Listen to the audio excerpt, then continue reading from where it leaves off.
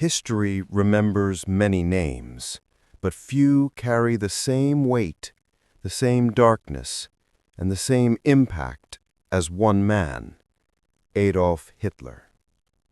A name that reshaped nations, destroyed millions of lives, and left a scar on humanity that time can never truly erase.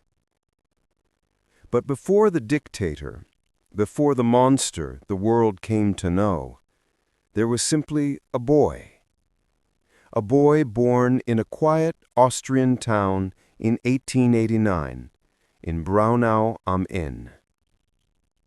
He was born to a strict father, Alois, and a gentle mother, Clara. His father wanted discipline and order. His mother gave him warmth and affection. Two forces that pulled young Adolf in opposite directions: love and control, emotion and authority. From a young age, he dreamed of becoming an artist. He saw beauty in architecture, in the old cathedrals of Vienna, in the play of light and shadow. He longed for a world of color, yet destiny would drown him in darkness. When Hitler applied to the Academy of Fine Arts in Vienna, he was rejected twice. Those rejections broke something inside him. He wandered through Vienna's streets, homeless, angry, bitter. There he began to feed on dangerous ideas: nationalism, racial purity, the myth of superiority. The seeds of hate began to root. By the time World War I erupted, Hitler saw it as his calling. He joined the German army, not for power, but for purpose. For the first time in his life, he felt he belonged to something greater than himself. He fought bravely, was wounded, and awarded the Iron Cross for courage. But when Germany lost the war, he felt betrayed. He couldn't accept defeat. He believed Germany had been stabbed in the back, not by her enemies, but by her own people. That belief became an obsession. After the war, Germany was broken, its economy shattered, its people humiliated by the Treaty of Versailles. And in that chaos, Hitler found his stage. He joined a small political group, the German Workers' Party. It was here that he discovered his greatest weapon, his voice. Crowds gathered to hear him. He spoke with fire. His words cut through hopelessness like lightning. He gave people someone to blame and something to believe in. He told them they were not defeated, they were betrayed. And they believed him. Soon he became the leader of that party. He renamed it the National Socialist German Workers' Party, the Nazi Party. Under his leadership, its symbol, the swastika, became the emblem of rebirth, power, and vengeance.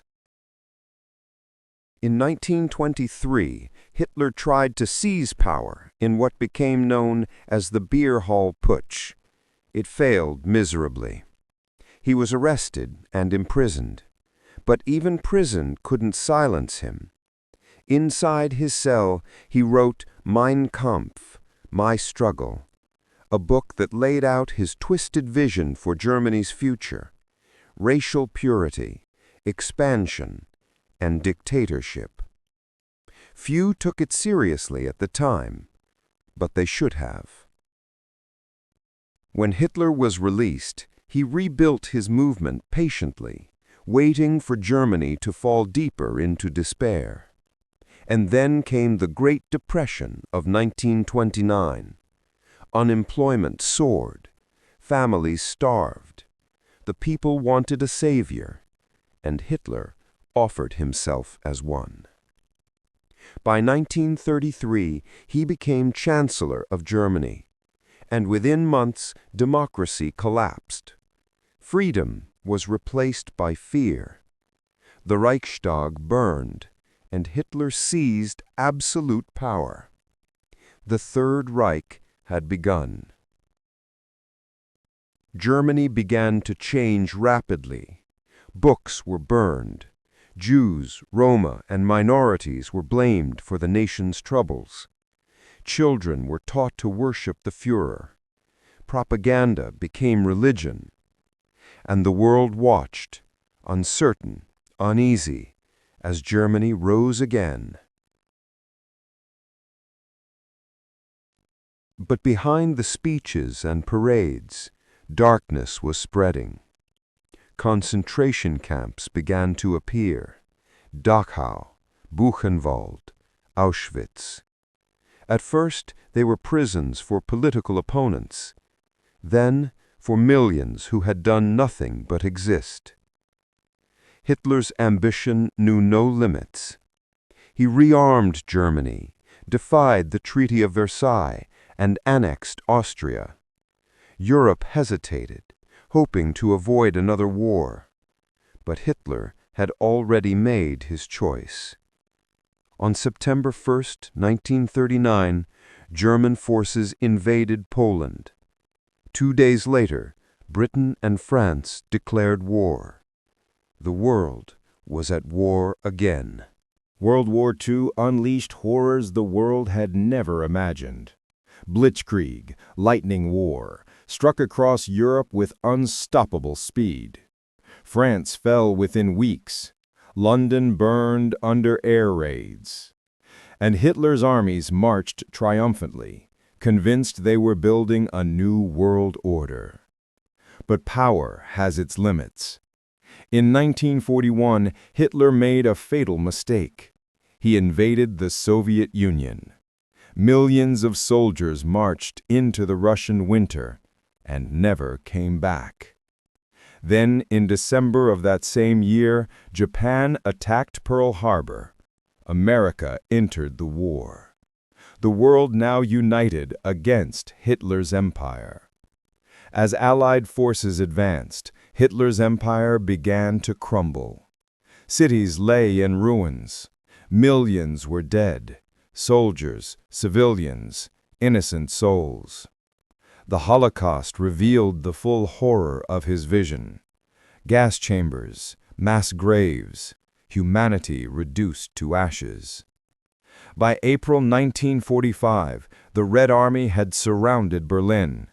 Hitler hid in his bunker, a broken man surrounded by the ghosts of his empire.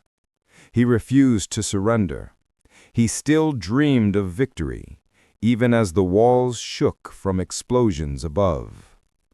On April 30th, 1945, Adolf Hitler took his own life. The man who once promised to build a 1,000-year Reich had lasted only 12. After his death, Germany surrendered. The war ended. But the world was never the same. Cities were rebuilt, nations recovered, and peace returned, yet the shadow of Hitler's war remained. It forced humanity to ask difficult questions. How could this happen? How could millions follow one man into madness? And could it happen again? Adolf Hitler changed the world, not through greatness, but through destruction.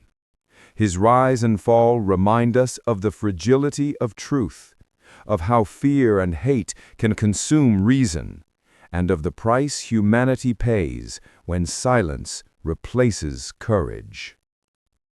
The story of Adolf Hitler is not just about one man's power.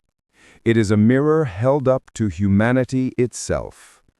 And when we look into that mirror, we must never forget what we see.